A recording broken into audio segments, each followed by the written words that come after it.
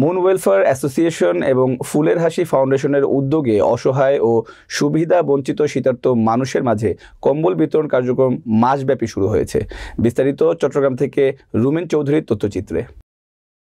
গতকাল রাতে পাহাড়তলী কলেজের প্রাণ হরিদাস সড়ক এলাকায় ৩০০ মানুষের মধ্যে শীতবস্ত্র ও কম্বল বিতরণকালে এই তথ্য জানান সংগঠনের নেতৃবৃন্দরা।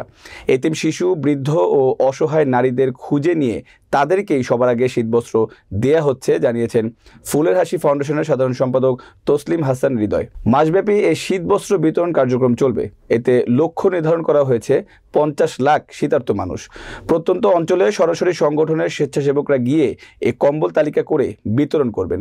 এই সময় মুন ওয়েলফেয়ার অ্যাসোসিয়েশনের চেয়ারম্যান ফয়সাল মুনের সভাপতিত্বে উপস্থিত ছিলেন আমাদের আলোকিত সমাজ সামাজিক সংগঠনের চেয়ারম্যান মোহাম্মদ কামরুল ইসলাম, ফুলের হাসি ফাউন্ডেশনের উপদেষ্টা লায়ন আবু তাহের চৌধুরী, মুন ওয়েলফেয়ারের সাধারণ সম্পাদক ডাক্তার ইমরান হোসেন, স্বেচ্ছাসেবক বিবি ফাতেমা, শিল্পী বাসাক ও সোহানি। সংগঠনের নেতৃবৃন্দরা বলেন, সামর্থ্যবান মানুষ যদি যার যার অবস্থান হতে ছোট ছোট কর্মসূচির মাধ্যমে মানবিক কাজে এগিয়ে আসে, তাহলে এদেশের মানুষ দারিদ্র্যসীমার তলানিতে ঠেকবে না। এই ধরনের কার্যক্রমের পরিধি ভবিষ্যতে আরও বাড়ানো হবে বলেও জানিয়েছেন সংগঠনের নেতৃবৃন্দরা।